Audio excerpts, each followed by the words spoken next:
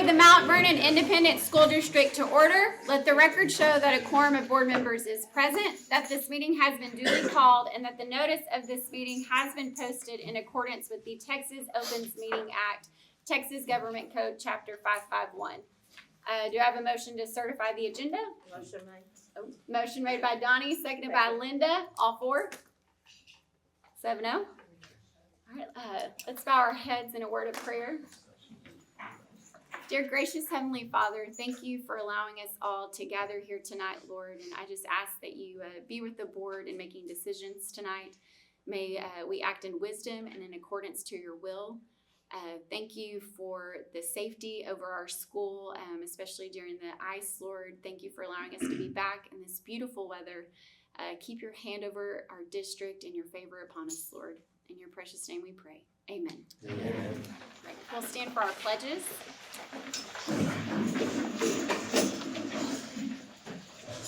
I pledge allegiance to the flag of the United States of America and to the republic for which it stands, one nation, under God, indivisible, with liberty and justice for all. Honor the Texas flag. I pledge allegiance to thee, Texas, one state under God, one and indivisible.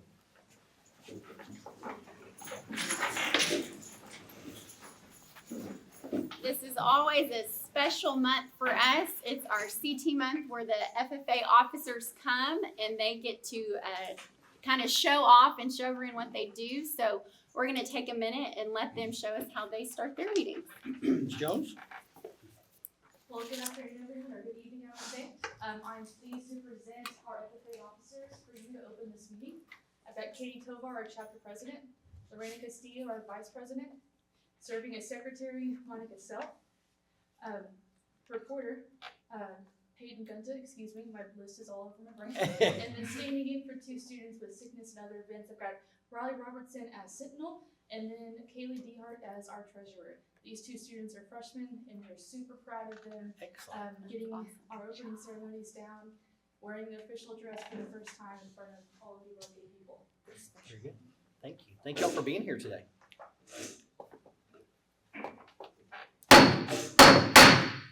The meeting room will come to order. We are now holding the meeting of the Mount Vernon FFA chapter. Madam Vice President, are all officers at their stations? I shall call the roll of officers, determine if they're at their stations, and report back to you, Madam President. The Sentinel. Stationed by the door. Your duties there? Through this door pass many friends of the FFA.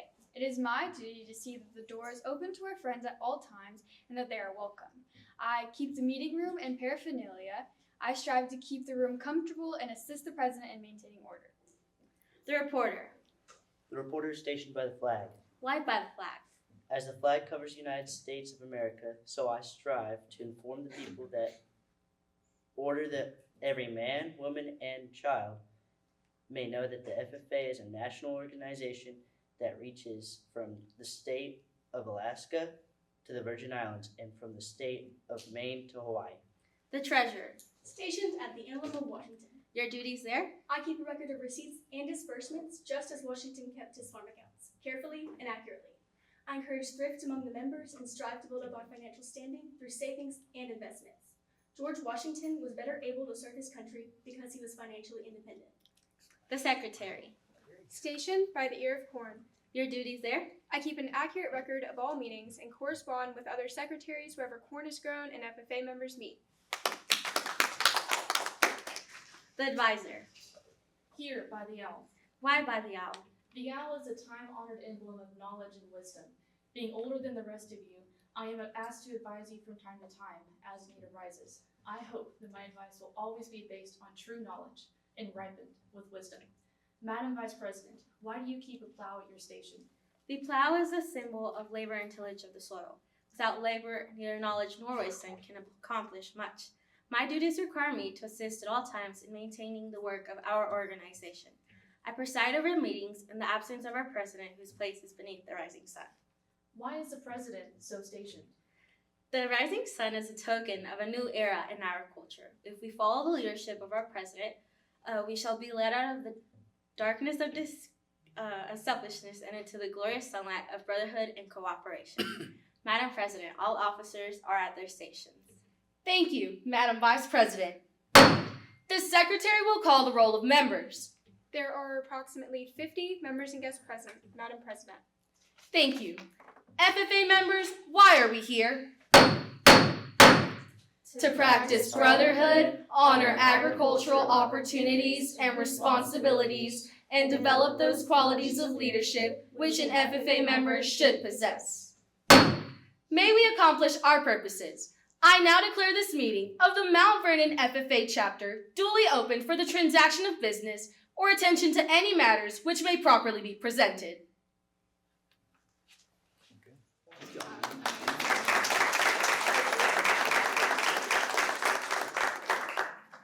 That is very impressive. Very impressive. Very impressive. Now I'm gonna read my paper and I'm gonna, so I need to take some notes. We are gonna move on to agenda item number 3, our special recognition.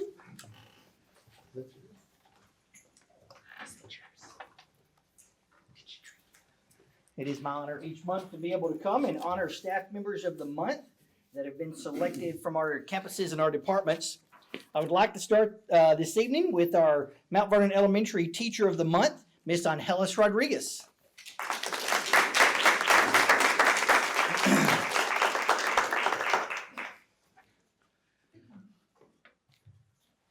Come right up here, yes.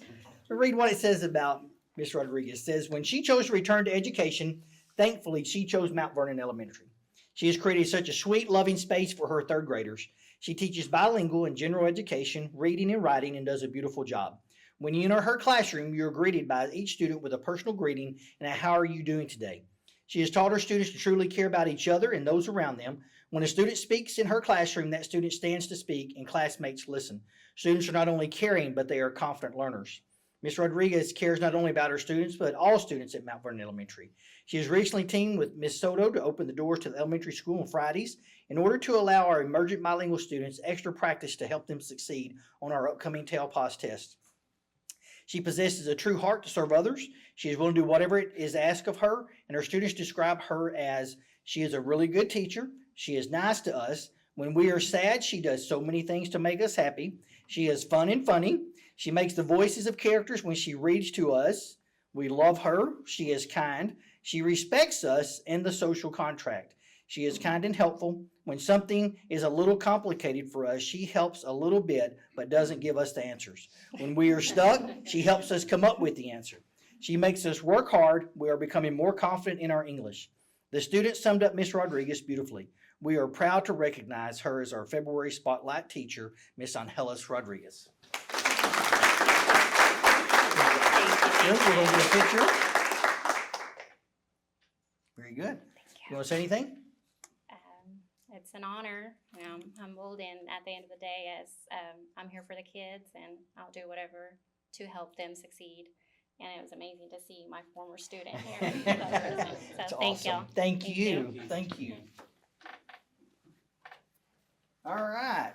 Next, our middle school teacher of the month had an emergency and could not be here. But that is Miss Alicia Butler, who is our 8th grade math algebra 1, and we're going to save hers and try to honor her in March, if she can come back in March, okay? We'll have 2 in March, all right? So next is our high school teacher of the month, and she is already sitting here close and has already stood up once, Miss Jordan Jones.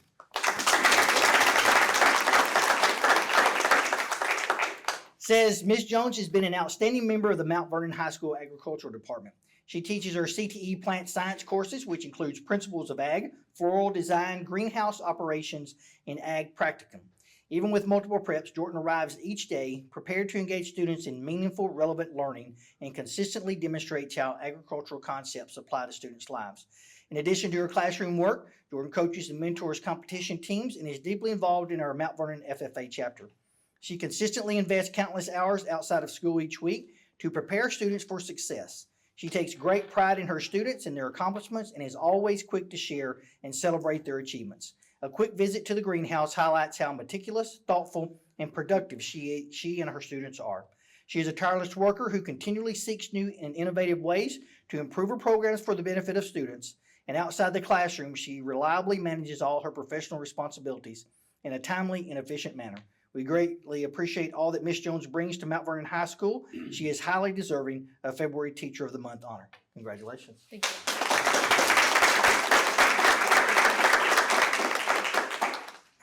Very good. Any words? This has been an honor for this month. I'm glad to have some of my students here and then some of my 8th graders here too. It's been lovely teaching here at Mount Vernon.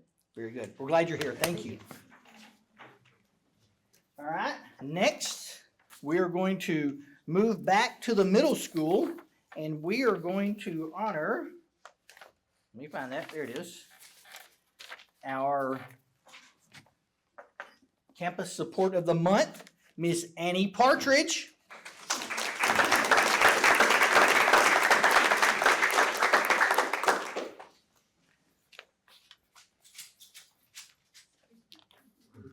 Come right down. It says, Miss Annie is a beam of positivity that starts first thing in the morning. Miss Annie greets every student and colleague with a genuine warmth that says you belong here. She brings a present tense energy that makes people feel seen and valued. Her positivity is not naive. It's resilient. It's grounded in hard-won experience and a clear understanding that enthusiasm, when channeled with intention, becomes a tool for growth. In the classroom, she creates an atmosphere where curiosity feels safe and participation feels possible. She uses enthusiastic but genuine praise, not manufactured cheerfulness, to recognize effort, progress, and collaboration. She leans into humor at the right moments, lightening tense moments and helping students recalibrate when challenges arise. Her energy is not loud for its own sake. It is attentive, responsive, and inclusive. She listens with intention, reflects back what she hears, and then offers encouragement that meets each learner where they are. And if you ever drop off in the middle school drop-off, you see her every day exhuming just excitement and happiness that kids are here. And I've had the honor of getting to see that and experience that with her. And she's the right person out there greeting kids, as far as I'm concerned, in the morning time with her wand. A little bit light sticks, yes. My lightsaber. Shows great energy. So anyway, Miss Annie Partridge, congratulations. Thank you. Any words? Thank y'all. I am so very honored for this, and really thank you, because all my enthusiasm, I learned from you. Well, Watching you in the mornings, Thank my you. first year here. Well, thank you. And thank y'all so much for giving me the chance to learn and grow with y'all. Thank you. We're glad you're here, Miss Annie. Thank you very much. Okay, let's see here. Next, we are going to recognize our 2 custodial staff members of the month. If I could have Miss Maria Flores and Mr. Bruce Parr. Is Mr. Bruce here tonight with us? Is Miss Flores here? Miss Maria Flores is not here either. I am going to read what it says about them, and we'll get these tokens to them.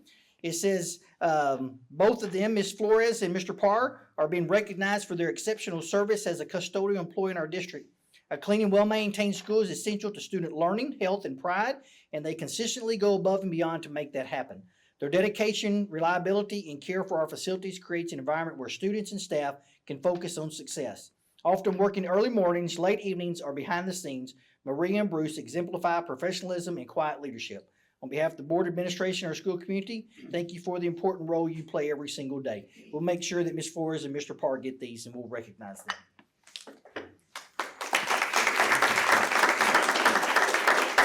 All right, and our bus driver is probably driving the bus right now, so he might not be here either, but that is going to be Mr. Stephen Worley.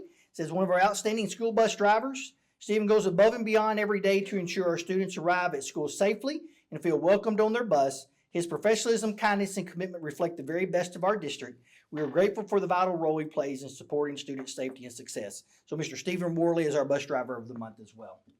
And next, we would like to recognize our 2 cafeteria support staff of the month. And I'm going to ask if they will come together, Miss Nikisha Robertson and Miss Lauren Johnson. Or maybe we won't ask them to come down together. So let me read what it says about them. They are being honored by Miss Heather Cree. Says they both consistently demonstrate dedication, teamwork, and excellence in service while creating a positive dining experience for all of our students at the junior high and the high school community. So Miss Nikisha Robertson and Lauren Johnson are our cafeteria members of the month. Okay, Mr. President, that's what I have. Okay. Oh, wait. Wait, need a no, picture? Sorry, we have need a one picture? more.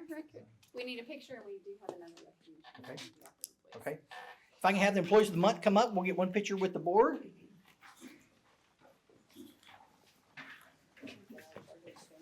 Yep, I'll get in here with us.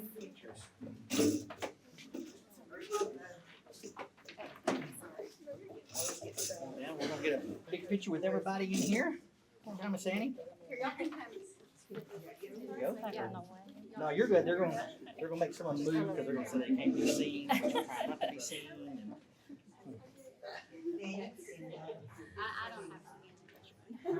We don't. 1, 2, 3. Very good. Thank you all very much. Congratulations. ladies. Thank you. Thank you all. Thank you all very much.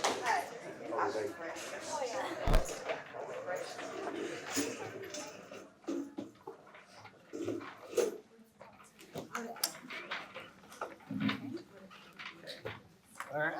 And we have Yes, ma'am. another group to Yes, ma'am, recognize. we do. So tonight we would also like to take the opportunity to recognize our middle school one-act play. They had their performance back before Christmas, I believe, their district performance. And so if I could have Ms. Hunt, Mr. McGonigal come forward to recognize them and talk about them just a minute.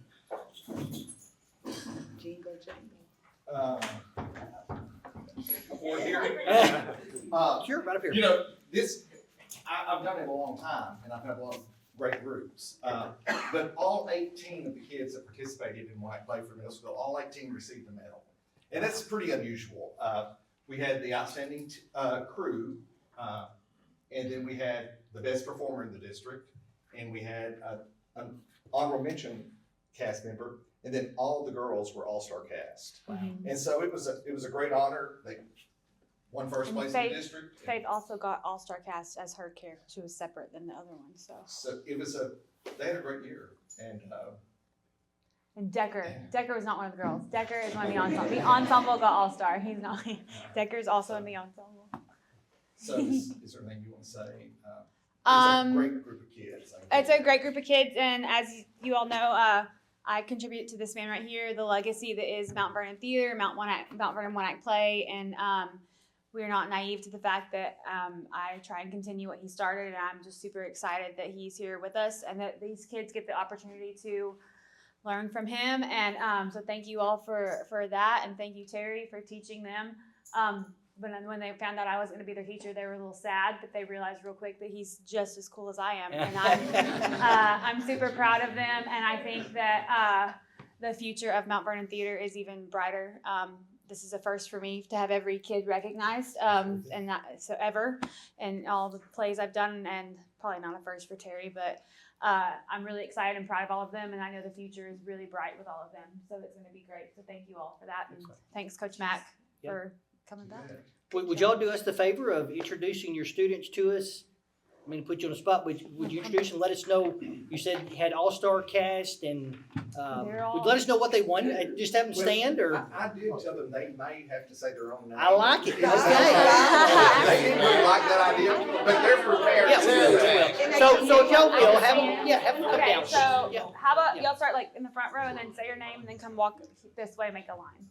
Yeah, that'd be great, Jalen. Yeah. Name, first name, last name, and what the award, Stand the and part, and if you'll what stand you and say your award. name so we can see you. Yes, you did. Yeah, for whatever. Yeah. My name is Caitlin Belcher, and I got All-Star Cast. Very good. She's on And ensemble. She's the one that really tried to say the name. My name's Faith Jordan, I got All-Star Cast. She plays the character of the Hairy Man and ensemble. Very good. My name's Evelyn Williamson, I was in the ensemble, I got All-Star Cast. My name's Chloe Cox, and I got All-Star Cast. She was also in the ensemble. My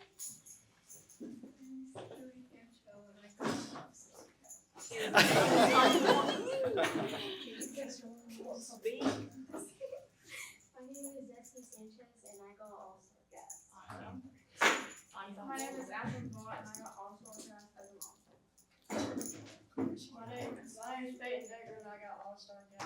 and he's going to play basketball here in a minute, so he did not wear his play shirt.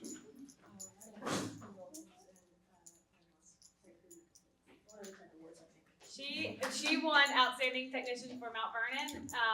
She also that day broke her foot, and so we found the boot in the back for her. So she did all of her duties that she had to do with a fractured foot, right? Wow. Fractured foot, and hobbled along and made magic happen. So we had two She technicians. thought it was break a leg, but it was break a foot. Yeah. It was close.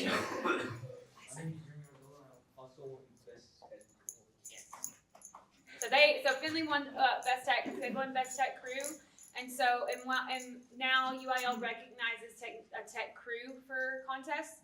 And so in One Act Play, you can have 5, 7, however many tech, and you get up to 20. So you can divide that however you want. This year we had 16 and 2, so we only had 2 technicians for our entire show. So they were chosen as the best tech crew for the entire contest, not just for Mount Vernon. Pretty So big they were represented out of all however many kids and crews there were. My name is Jeremiah Posey, and I got All-Star cast as a dog. As a dog. As a dog.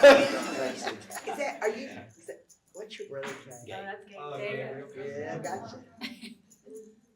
My name is Drew White, and I got best performance. Got the guy right here. What were you, Drew? He was Wiley. You know this. He was an annoying little boy. I'm not sure how much acting it was, I wouldn't go as far as that. but okay. Excellent. They were That is awesome. And Madeline Goodman, who played the role of Mammy, we have quite a few basketball girls out right now. She received honorable mention all-star cast for her role of Mammy. So again, we're super proud of them and excited for the future. Very good. Congratulations. Now, if y'all will come right in here, kind of get where you can take a picture. We're going to get a picture. Make sure people in the front, guys. Get out of here, Dustin. Chandler, you've grown, so you can stay in the front. Well, actually, you might be like second row. I think they row. So definitely, Drew, you're like. Okay, yeah, Drew, you have to be in the front here with your award. Hold up, there's like a whole gap. Let's get over here. Smash, then come over here. Chandler, you have to. Yes. Chandler, you can be short. But you go to that side, yes. I'm So then it'll be even. Okay. Bro, just get. Okay, it's fine.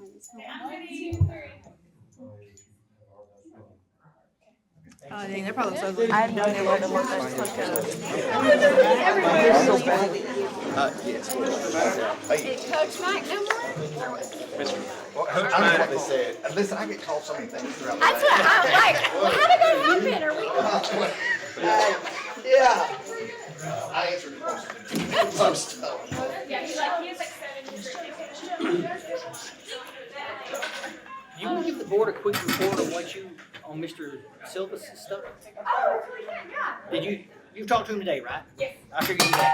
So while the students are stepping out, I asked Ms. Hunt, Mr. Silva's, I'm gonna share with the board about Mr. Silva's group, please. Oh yeah, so as you may know, Mr. Silvis is our MVAB and film teacher, director. He's wonderful, so good and so talented, and I know we love him at the high school. So a few years ago, UIL started a new addition to the UIL, and it's called UIL Film.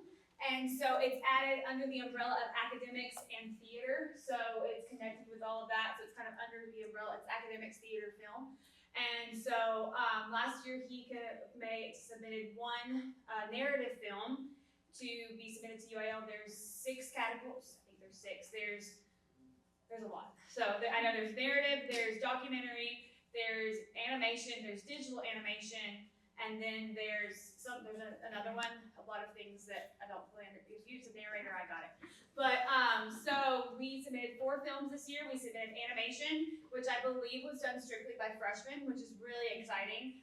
They did not make it through the first round, but their film was very good, and I'm excited for the future of that. And I love that he's getting them young. And then we had 3 films advance to the semifinals. Our narrative made it to the semifinals. That was written and directed by Zane DeMarco, Jose Cavillo. We got to collaborate with One Act Play students. I got to act in it. Sadie Burns, Vernon and Hurley, and all the really dramatic kids, they got to be a part of that as well.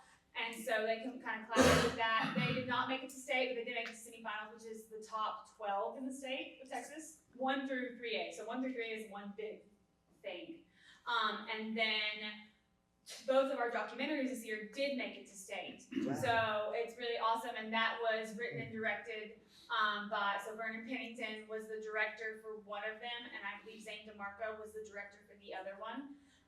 And so just really cool stuff that he's doing as the opportunity of a filmmaker, somebody from the arts. You know, I didn't even know those things existed when I was that age. So it's really awesome that what he's doing. So we will head to state with I think 10 students who kind of helped produce that on we leave the 24th, and they will they set it up kind of like theater and things. They make it a big film debut. There's a red carpet, we dress up, there's awards, there's lots of films, there's lots of schools. So it's a really neat experience for them. Last year was really cool because a lot of our students had never left Mount Vernon. That was so very interesting for me, and they're like, "What's that?" I'm like, "That's like a stoplight that it flashes for you to not walk across the street." So that was really neat. I was like, we're in Austin. So it's a really cool experience. So thank y'all for allowing us to do that as well. And so I love it. It's so great, and he's killing it. And so thank you. Excellent. Thank you for sharing that update. Thank you. Fantastic. Now we'll move on to our information items. Do you have enrollment totals? Yes, ma'am. For us? Our enrollment number for at February 3rd was 1521. And of course, that is down from last year and holding pretty steady where we've been this year, down just a couple. All right, and then our campus department updates. And it's really short and sweet, 'cause it's February. And love is in the air at the middle school. Holy cow. Holy cow. Just wait till spring. Anyways, okay, so tonight is our final game for the girls basketball team. They are ending tonight in Rains, and then our boys are playing right now. They're playing Rains, and then they are going to wrap up their season this weekend at the Rains District Tournament. It's just I know they do like a seeding and go from there to determine who wins, which is weird to me. I think whoever has the most wins for the district should win the district, but whatever. Things have changed. So that's kind of what's going on in basketball. That's wrapping up, and then track starts on I think the week of the 24th is our first track meet. So it's right around the corner, and we've got 5 track meets for the year. We have spinal screenings taking place this week for our 5th and 7th grade girls. And then the 8th grade boys, they're doing theirs March 5th. TELPAS testing is coming up. We've had Miss Rodriguez, our bilingual aide, has been pulling kids to make sure they're familiar with TELPAS testing process and all that stuff, and getting that ready. That comes up. That starts next week. I think Monday, maybe. I don't know. I think that's right.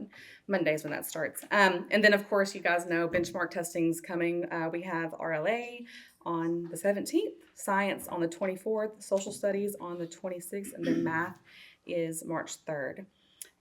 That's kind of what's going on in the academic world of middle school. Like I said, love is in the air, so there's a lot of different things going on as far as that goes.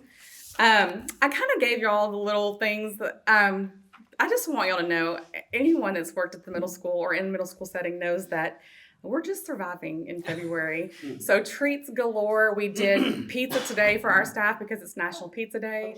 So we did that. It's little things for them for sure. I wanted to give y'all this newsletter. This is something that I send out every Sunday to staff. They get one every week. It's an update, and I just wanted y'all to see that. We are doing our best to make sure everybody's in the loop. Recognizing our staff. We do Staff in the Spotlight every week. T-test stuff, extracurriculars, events, whatnot. So just for y'all to have in your hands for that. Like I said, those go out every Sunday, along with the peak of the week that we post on social media and Parent Square for parents. So any questions? And I will brag on Miss Jones too. She is our 8th grade ag, and she is amazing. We love her. We'd have her full time if we could. So. arrived. And I don't got- let those one-act play kids fool you. I don't know why they were acting shy. That is not, maybe Those Finley are your Wilkins. people. Maybe Finley Wilkins is the only one that stopped. The rest of them, yeah.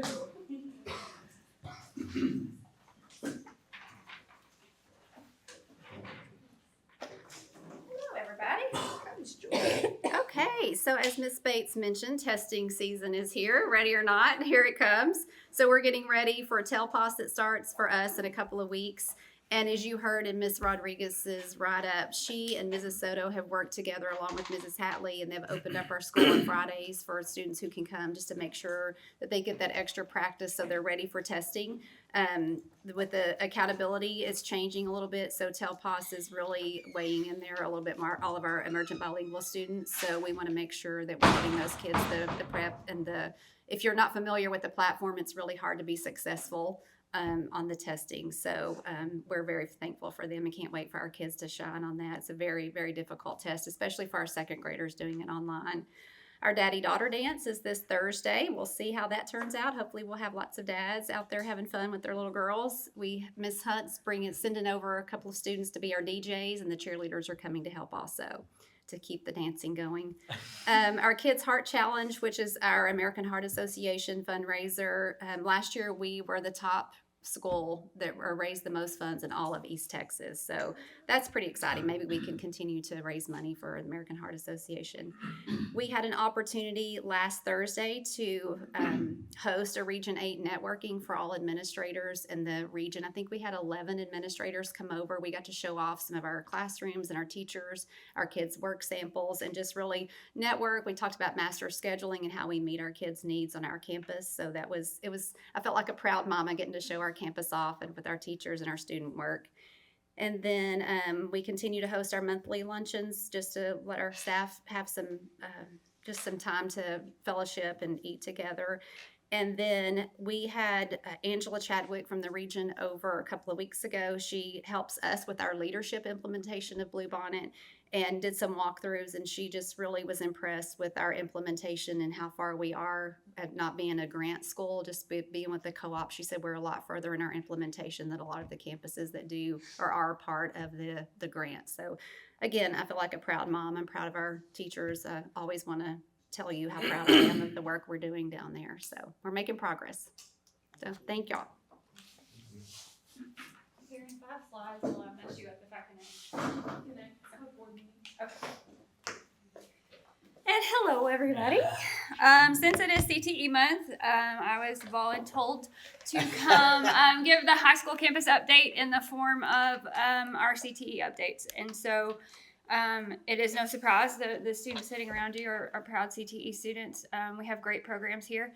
And we have been investigating the effects of adding another program. And if I could, that was supposed to time up like really well with a, no, it's not. You said it's called board meeting? Yes. There at the bottom where it says show more. Near this window, there we go. Okay, so part of my duties as being CTE director is every year we have to apply for Perkins grant, and every other year we have to do what's called a local needs assessment. And so that is where we have an advisory committee meeting. We have one of those every year because feedback from the community is great. And so I'm not going to go through this entire slideshow today. It was created for with a surplus of information for that advisory committee meeting. If anybody would like to attend that, it's February 24th right here in the lecture hall. And so the purpose of the advisory committee meeting is to get feedback on what's currently happening and the direction that we're planning on taking CTE. And that's from teachers, that's from administrators, that's from community members, that's from students, that's from anybody who wants to show up. And so in thinking through writing our local needs assessment this year, I kept thinking about that current ag building in the back that's new, but will be empty when we get into our real new ag building that we're so excited about. And what are we going to put there? Usually when you're adding, your district is talking about adding a pathway or adding classes, facilities is the hurdle, We don't have that hurdle. Now is the time to take advantage of having that building. And so it's set up as a shop, a large workspace anyway. And so we sent out surveys to students and community. And what you're seeing, that looks blue and it's not supposed to. There we go. What you're seeing up here on the screen behind you is the results from our student surveys. So I just asked them, do you plan to work in one of these careers? And you'll see this is all student responses. There were 459 responses, which I thought was wonderful. The biggest one was business. We have a great business program. What worried me is that, well, not worried me, but what caught my attention is that there are a lot of students planning on going into careers that we don't currently have classes for. So we have a hole, right?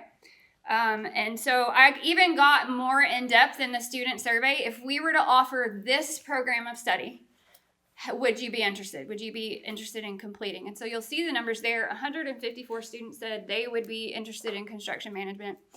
116 said electrical trades. 131 automotive. We had slightly smaller numbers, plumbing and pipe fitting, and HVAC. So those were your top 5. We don't offer these. Would you be interested? That's how students responded. If we look at the IBCs, so graduating with a certificate that you can use to get a job, 154 students said, yes, I would like to do that, which is great. And so then we sent a different survey out to the community. What would you like to see us offering? The top 5 programs that were mentioned, we do not offer. So now we have, okay, our community sees a need, we see a need, our students are eager to fill that need, and we have the building. It's kind of like the puzzle pieces are falling into place, okay? Workforce need. Let's talk about workforce need. So every year, a study is put out. It's in various places. I got the one from Texas Workforce, so that's where this information is coming from. And I know it's really hard to see. But your occupations that are expected to add the most jobs by 2032, construction laborers are number 2 in that list. General and operations managers are number 3 in that list. And then if you've got your fastest growing down there at the bottom, fastest growing occupations from 2022 to 2032, nurse practitioners are number 1, and we do have a healthy health science program. And then we've got crane tower operators expected to increase by 38% in the next 10 years. Mobile heavy equipment mechanics, operating engineers, construction equipment, they're all in this top list. So now what we've got, and I have to read it because I can't remember it, but it was so good. Student demand, we've got workforce need, we have an opportunity, a great opportunity. And so really the key to adding this program, we looked at how things are organized in CTE, and without getting too far down the rabbit hole, you have this architecture and construction, what they call career cluster. It by itself has 3 possible pathways: carpentry, construction management, and electrical construction. And so that's what we're looking at adding. And so I'm sure you're going, okay, which one are you going to add? Because we can't add all 3, right? I'm sure that it is no surprise that teachers coming from the workforce into the school with no teaching experience, there are very few people with that kind of skilled trade that will stop being an electrician, that will stop being a construction manager and come in and teach. They're very difficult to find. And so we have thrown around in the office, and I feel pretty strongly that this is the best course of action, is to list the position as architecture and construction career cluster. If you can teach any of these things, come talk to us. And then depending on who we get, who can actually do the program justice. If we get somebody who can really teach electrical trades and teach it like it's supposed to be taught, we'll go with electrical trades. If we go with carpentry, there's subtle differences in between the 3, and I can get more in detail to that, but I won't tonight. I'll save you all of that. Your construction management is your broad overview of all of them. So that's really the one I'm looking for because it gives kids not depth but breadth in HVAC and plumbing and pipe fitting, and it has all of them. to find someone who can do that is going to be difficult. And so we've got to get that posted right away. We've got to find the right person. And that's with really the success of any CTE program depends on the teacher in the room and their skills. Ms. Jones's students wouldn't be near as successful as they are if she wasn't as skilled as she is. So do you have any questions? I do have information about funding. I've been in touch with, obviously, Region 8. I've been in touch with teachers that have taught in all of those pathways. They're retired. They have connections. One of them, Tim Davis from Mount Pleasant, really helped me with some questions that I had about certifications and the differences, and he's amazing. And so I have financial impact. The bottom line is we need to get it posted. We got to find the right person. Mr. Glover and I have had multiple conversations of I don't want to hire somebody just to hire somebody. It's got to be the right person, and so that's where the need comes in. But we're excited about the opportunity to add this pathway for our students. I know that they're excited about it. All the survey information, not everybody, 154 students, which is quite a bit. We're interested in those classes. So, anybody have any questions? All right. That's awesome. Thank you. Thank you. Thank you, Ms. Wilkins. Yes, sir. Thanks for the hard work. Very good, thank you. And that concludes our campus updates. So do we have any construction? Lou's not here, but I'll give a quick update on the construction part. As you know, we are completely finished now with Hellas. We've signed completion paperwork. So now it's on to warranty period. Anything that happens there, we'll get with them on that. In regard to Jackson and Prop A, they are finishing up punch list items from the walkthrough last week on the administration building. We should be in the administration building within the next 2 weeks by March 1st, I think. There's just minor things that they're finishing up there, and we'll move there. When we move in there, they're going to move their fence to where those 4 handicap parking spaces right in front of the admin will be available. They will still have a fence, so it's not going to be able for people to drive through because they're still going to be working on this end. But we will be able to access the front of admin at that time instead of having to come through the middle school. So that should be around March 1st. As I was going to say, you've seen, but you probably didn't because you didn't come this way. They are finishing bricking around the cafeteria. They're doing painting inside and tile work inside the fine arts. They're getting bricking done outside the ag facility, as well as they finished putting up the metal trusses there. So they're working on roofing and finish work there. Their timeline they're giving us is they still plan to turn over all 3 buildings to us by late June, for sure by July 1st, to give us some time to get moved in before school starts. Once they do that, then they'll come back and really work on the high school front entrance.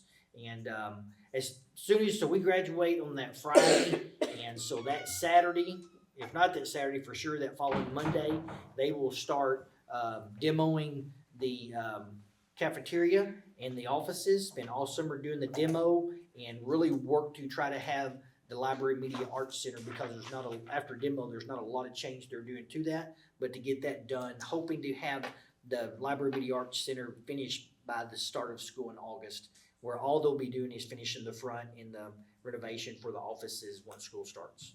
And so they're still on schedule to finish according to contract timeline by late December, and we're still on track to be able to do so. So.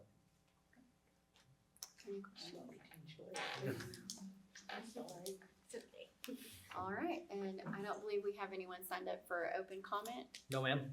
So we'll move to the approval of our consent agenda. Do I have a motion to approve the consent agenda as presented? Motion made. Motion made by Kyle. Do I have a second? Seconded by Donnie, all 4. 7-0. Okay. And we'll move now to our action items. Our first one being to approve a waiver request for missed school days, January 28th for January 28th, 2026. Mr. Watson's going to share that information with you. Yes. So, as you know, got a little clarifying information last year during the waiver process. We do not have to have both 2 bad weather days and extra minutes built into our school calendar. It has to be one or the other, okay? So the waiver process says if you have used the equivalent of 2 days of extra minutes that you already had built into your calendar, which we did on the 26th and 27th, then you can apply for a waiver for days beyond that. So what we're doing is we're applying for a waiver for the 28th because we used our built-in minutes on the 26th and 27th. Now, elementary's time is a little bit less than everybody else's, so we had the late start on the Thursday. We've adjusted elementary start time by 5 minutes starting this week so that their time will be made up without having to use a bad weather day. So all this is for you to approve, as all other waivers, to approve the waiver. We submit it up to TEA, so we will be good and not have to use a bad weather day, assuming we don't miss another day. Don't even say that part. Yes, we'll say that part. Are there any questions for Watson? All right, do I have a motion to approve the waiver request as presented? Motion made by Kathy, seconded by Donnie, all 4. 7-0. All right, and now we have, next item is the 2026-2027 academic calendar. Okay, so we put out before our district improvement committee 2 calendars, of the option A and option B, with the caveat that, with a couple caveats, that we don't have less than 150 instructional days, because when we went to 4-day week, that's pretty much the bottom of it. And as we all have talked before in the past, we don't want to start teachers in July, and we don't want to go into June, okay? So with all that being said, we're pretty locked in on when our start date and end date is to get 150 in. So we put out an option A and B, and really the only difference in the 2 was where the professional development and the teacher work days were. Really, that was the main difference. And then we had come back some feedback as we put those out before our district improvement committee meeting. We had some feedback from campus and said, hey, we would like to potentially see a half day at the end of each semester. So we worked it all out in our district improvement committee meeting. I actually did one for them before we got to the meeting, but what you see before us is the work of the committee. It's got 150 school days, 164 staff days. Now, what you don't see, the differences in calendars from the past, is you don't see 2 bad weather days built in for the reasons I just stated. We've made an adjustment in this calendar to the elementary start time to 7:40 instead of 7:45, which it is this year, okay? And I'll tell you the reason behind it.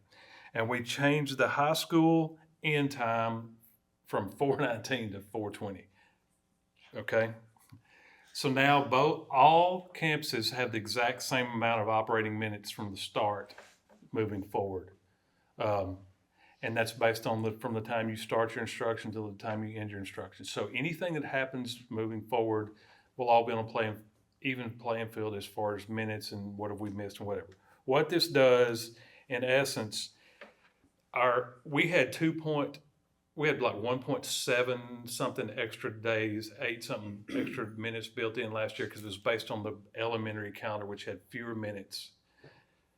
Just by moving them up and being equivalent to the high school, we'll still have 150 instructional days, but we'll have like 3.2 extra total days worth of minutes built in for any bad weather catastrophes or whatever. And so that's our calendar for you. Any questions on the wheres or whys? Or the other thing that I failed to mention is on a 9-week grading period. We talked about that at our last DEIC meeting prior to this, presented that to committee, and they were in approval for that two DEIC meetings ago. So that's why our calendar options were based on 9-week this time. Can you just tell a little bit about who is on the site base? Like who's that made up of?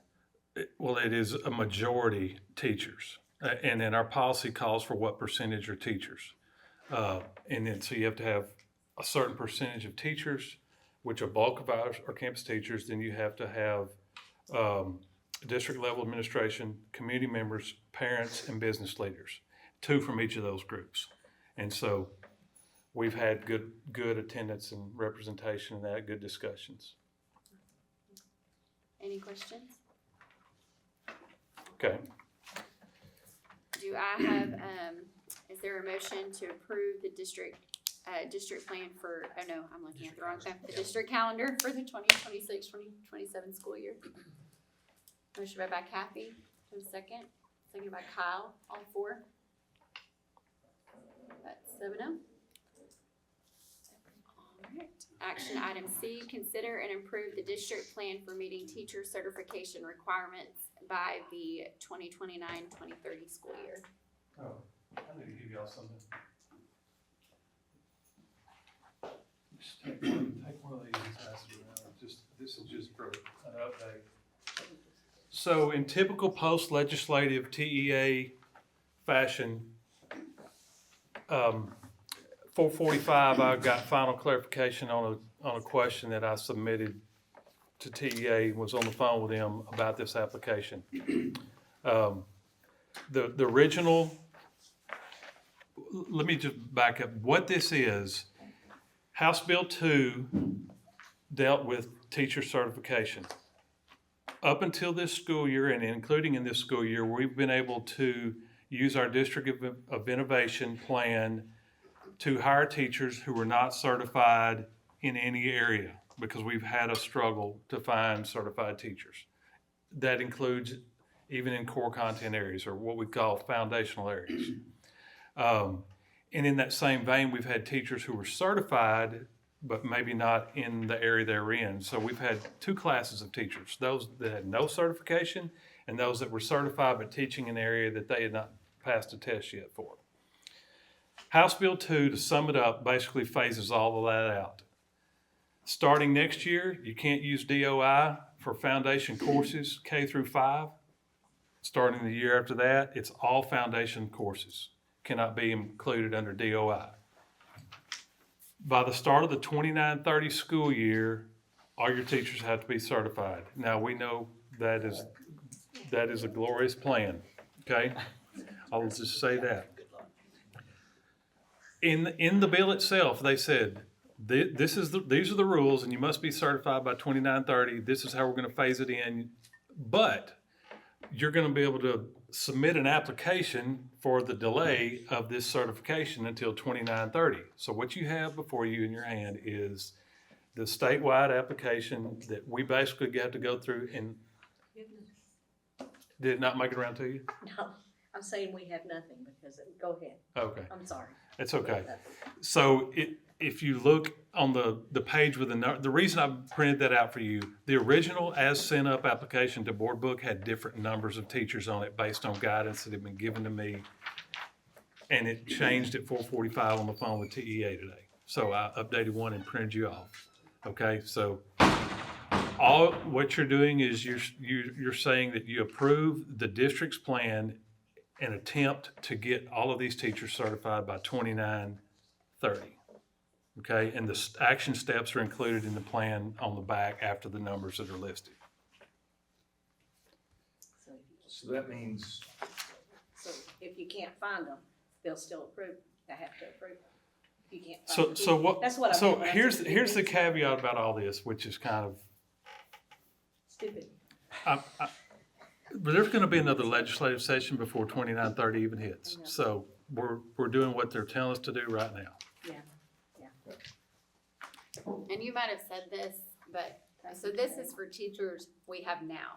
Yes, these So- so each district in the state has to report basically to TEA how many teachers they currently have employed that are uncertified or they're teaching in an area that's out of their certification. So those numbers there for per grade level and subject are what we have now. How does it impact hiring though?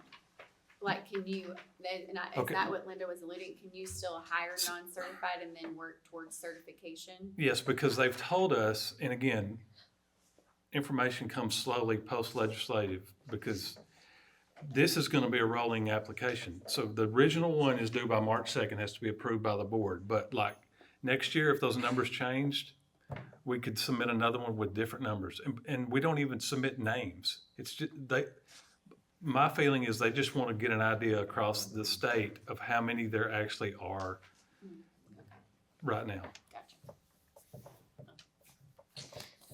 So this one, once on approval, will need 2 signatures too before I submit it to. It's on the back of that. Any other questions about that process in general? Any other questions? And I will tell you this, I have reached out, I did a survey with every teacher that's accounted for in here on where they are in the process, and we're gonna have an individual plan that is gonna be signed off for each teacher in regards to the steps they need to take to become certified. Any other questions? Okay, do I have a motion to approve the district plan for meeting teacher certification requirements by 2029-30? Motion made by Kathy, seconded by Donnie, all 4. 7-0. Action item D, consider and adopt order for the May 2nd, 2026 general election. Yes, ma'am. So this is for the board election. It is a order to call the election for May 2nd of 2026 to elect 3 school trustee positions for a 3-year term. Early voting would be from Monday, May 20th, 2026 through Tuesday, May 28th. I'm sorry, April. I said May. Sorry. Thank you. Thank you. Yeah, 4 is April, not May. Thank you very much. Appreciate that. Thank you, Josh, for catching that for me. Actually, the 21st is the legal holiday, San Jacinto Day, so that will be closed. But outside of that, April 20th through April 28th, 8 a.m. to 5 p.m. at the Franklin County Elections Office. So that would be the order for the General School Board Trustee election. Do I have a motion to approve the adopted order for the May 2nd general election? Motion made. Motion made by Kyle, seconded by Donnie, all 4. That's 7-0. Action item E, consider and approve possible action, the resolution designating non-business days under the Texas Public Information Act.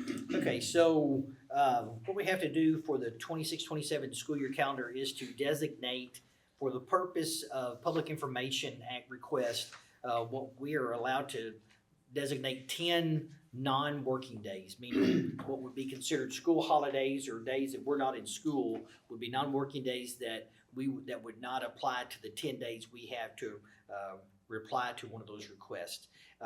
If you look at the calendar you just approved, pretty much everything, there's not really days in there other than Christmas break. That because Christmas Eve, Christmas Day, and New Year's Day don't count toward that; those are considered holidays. So the days that we are asking you to approve in the resolution for non-work days would be December 21st through the 23rd, December 28th through the 31st, and then we just chose with spring break being during March would be the first 3 days of spring break, which would be March 15th through the 17th. All the rest of like the week of Thanksgiving, that Monday through Wednesday, would be considered part of the 10 days. Thanksgiving would not. Okay? Is there any questions on that? Okay. Is there a motion to approve the resolution designating non-business days under the Texas Public Information Act? Motion made by Kathy, seconded by Linda, all 4. 7-0. Thank you. All right, action item F, consider possible vote on whether to adopt a policy requiring every campus in Mount Vernon ISD to provide a period of prayer and reading of the Bible or other religious texts as provided by section 25.0823 Education Code. Okay.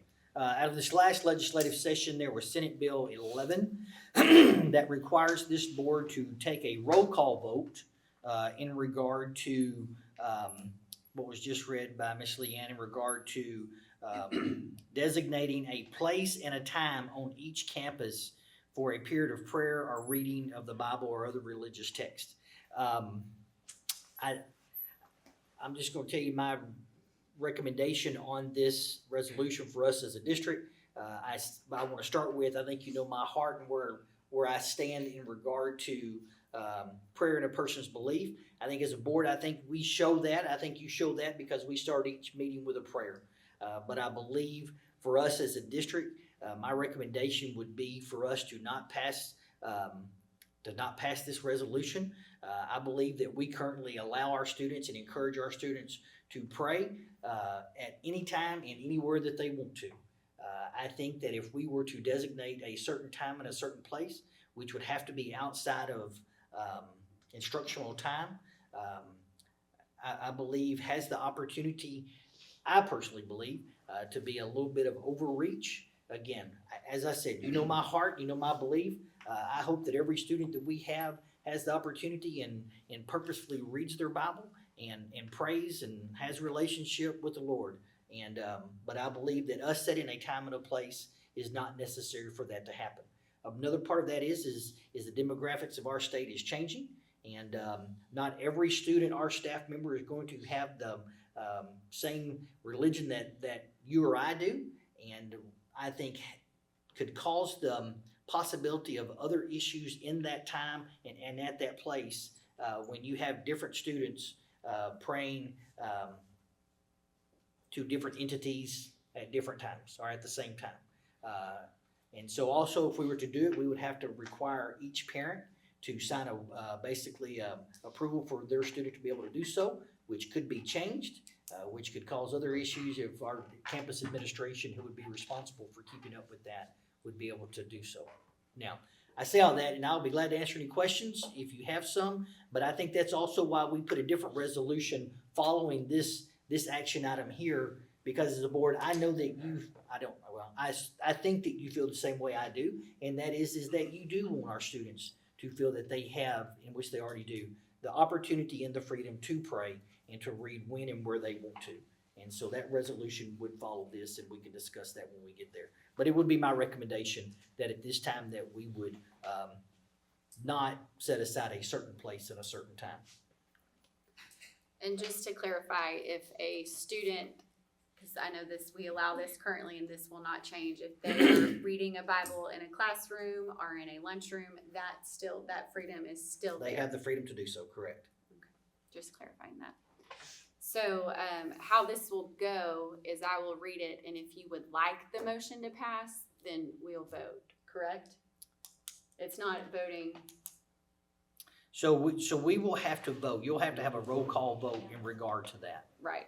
So we'll have to you'll have to go through and and against, okay. Yes. That's what I just wanted to clarify. So Yes. everyone knew. Okay. So the floor is to adopt the policy. Yes. Requiring it. yes. Correct. So and this is So mandate. So how I read it is mandated by the state. Correct. So I'll ask if there's a motion for it, and then I'll. If a motion is not made, does it drop? We No, still have, you we still still have to vote. have We still have to vote vote. against it. Okay. If you'd like. Correct. So just so everyone understands how this is being done. Okay, is there a motion to approve the action is there a motion to adopt a policy requiring every campus at Mount Vernon ISD to provide a period of prayer and reading of the Bible or other religious texts as provided by section 25.0823 Education Code? Okay. Is there a motion for? To adopt that, what I just read? No. Okay. Against? So I think we have to do a roll call. So let's do this right here. So we're going to say, I think how we're supposed to do this is, Kyle Clayton, are you for or against? Against. Kathy Robinson, for or against? Against. Brad Floyd, Against. Leanne Ramsey, Against. Josh Jordan, Against. Linda Baird, Against. Donnie Richards. Against. That is 7 against and 0 for. Sorry, I didn't see there was the That's right. name. That's right. That's okay. That's Okay. right. Thank you. Now, following that, we are gonna go to action item G, which is consider possible vote to approve resolution affirming student expression of faith. Would you like for me to read that resolution, Madam President? Yes, please. So this resolution again follows what I just said. I believe I'll say a little comment before I read it to you again. As a district, I believe that we do affirm students having that opportunity, as you're going to see in the resolution. We currently follow the state guideline in regard to a moment of silence that allows each one of our staff and students throughout the day to pray during that time if they choose to do so. As Ms. Ramsey asked, our students also have that opportunity during the day that if they want to take their Bible to the lunchroom and spend some time reading it while they're there, they are free to do so. If while they have free time, whether it be in between one of their instructional classes or for middle school or elementary on the playground, if they want to take their Bible out to the playground and read it, they are free to do so, and we are, I'd say we support that. But so here's what the resolution is.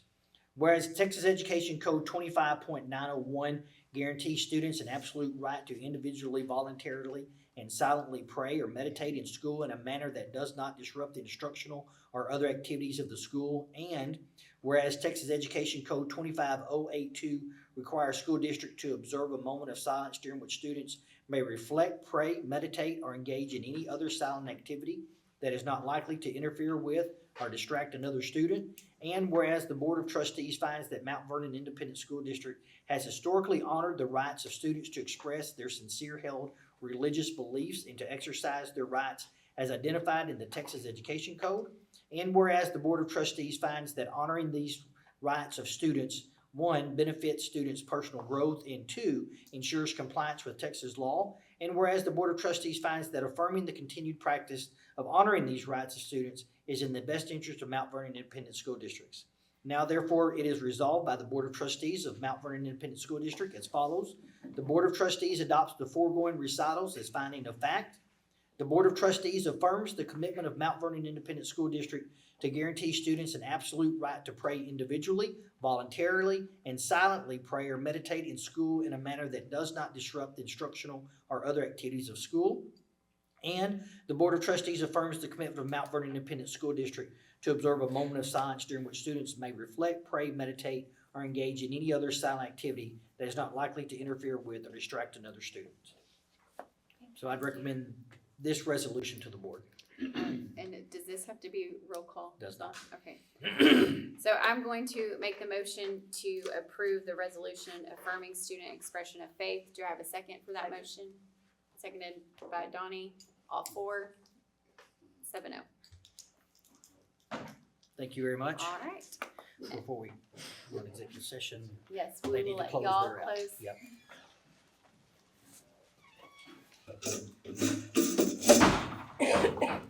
Madam Secretary, do you have a record of any unfinished business which should now be transacted? I have none, Madam President. Does any member know of any new or unfinished business which should properly come before this meeting? We are about to adjourn this meeting of the Mount Vernon FFA chapter. As we mingle with others, let us be diligent in labor, just in our dealings, courteous to others, and above all, honest and fair in the game of life. Mount Vernon FFA relinquishes the chair. Great job. Wait, no.